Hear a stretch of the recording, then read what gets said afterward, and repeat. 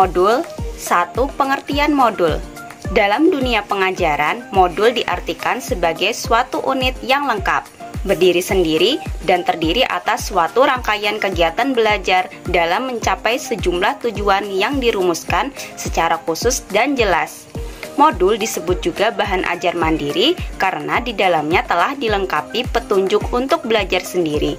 Tujuannya untuk meningkatkan efisiensi dan efektivitas pembelajaran di sekolah, baik waktu, dana, fasilitas, maupun tenaga guru mencapai tujuan secara optimal.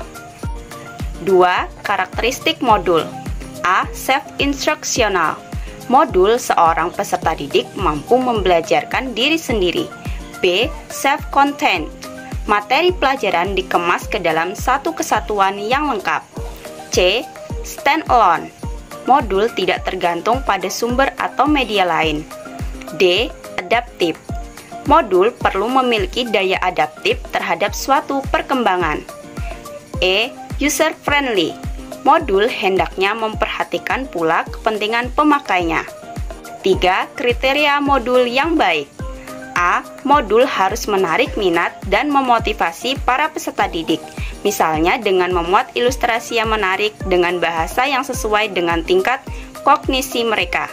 B. Modul harus menghindarkan konsep-konsep yang samar-samar dan sudut pandang yang jelas. C. Modul harus dapat menghargai perbedaan-perbedaan pribadi para peserta didik pemakainya. 4. Komponen-komponen modul. A. Rumusan tujuan pengajaran yang eksplisit dan spesifik. B. Petunjuk untuk pendidik. C. Materi kegiatan. D. Lembaran kerja bagi peserta didik. E. Kunci lembaran kerja. F. Lembaran evaluasi. G. Kunci lembaran evaluasi. 5. Langkah-langkah penyusunan modul. A. Analisis kebutuhan modul. B. Penyusunan draft. C. Pengembangan modul. D. Validasi. E. Uji coba. F. Revisi. B. Lembar kerja peserta didik atau LKPD.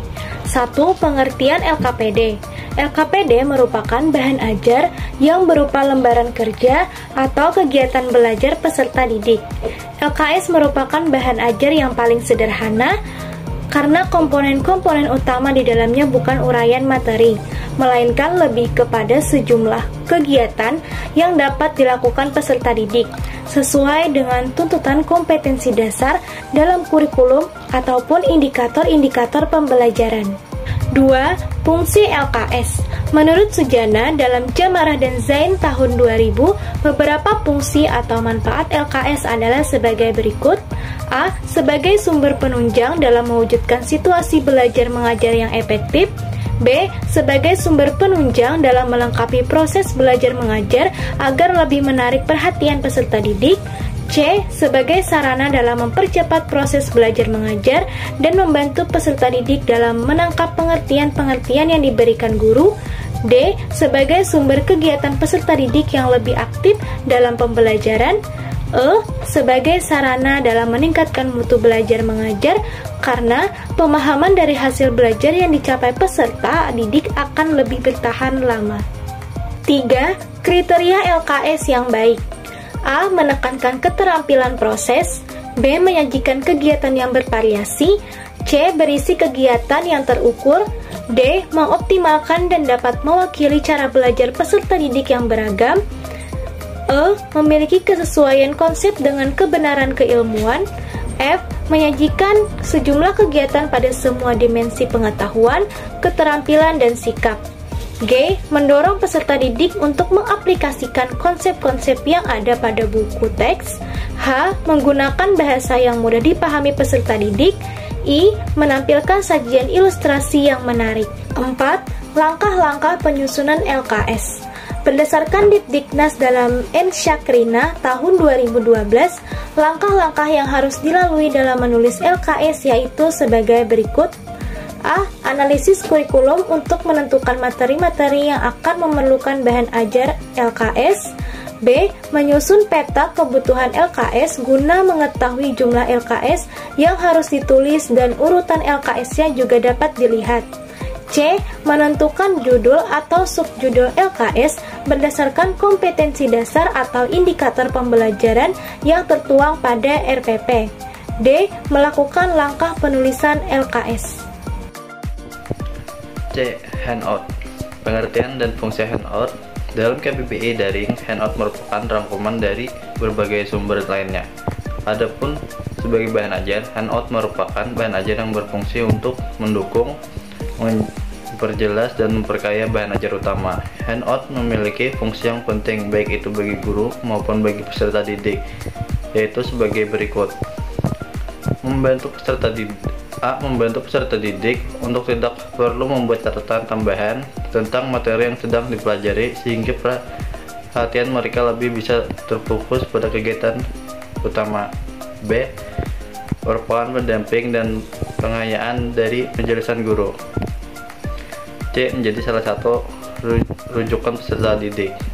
D. Memudahkan di dalam mengingat dan memahami materi pelajaran utama.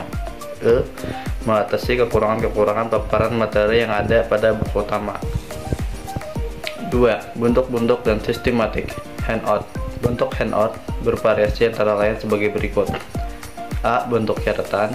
B. Bentuk diagram. C. Bentuk catatan dan diagram. Apapun bentuknya, handout diharapkan memiliki komponen berikut. D. Komponen dasar.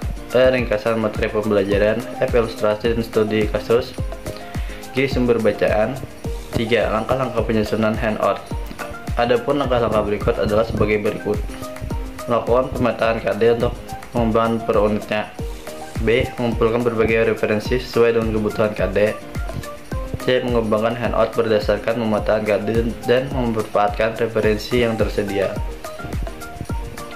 D. Melakukan review atau pengeditan baik berkaitan dengan isi, struktur penyajian, bahasa maupun tata letak atau settingnya. Sistem dan organisasi kemasyarakatan merupakan kelompok masyarakat yang diciptakan atau dibentuk secara sukarela berdasarkan kesamaan aspirasi, kehendak, kebutuhan, kepentingan, kegiatan, dan tujuan untuk berpartisipasi dalam pembangunan demi tercapainya tujuan negara kesatuan Republik Indonesia yang berdasarkan Pancasila dan Undang-Undang Dasar Republik Indonesia tahun 1945. Sistem dan organisasi kemasyarakatan meliputi 1. Sistem kekerabatan, parental atau bilateral, patrilineal, matrilineal. 2. Sistem asosiasi. 3. Sistem kenegaraan. 4. Sistem kesatuan hidup dan berkumpulan.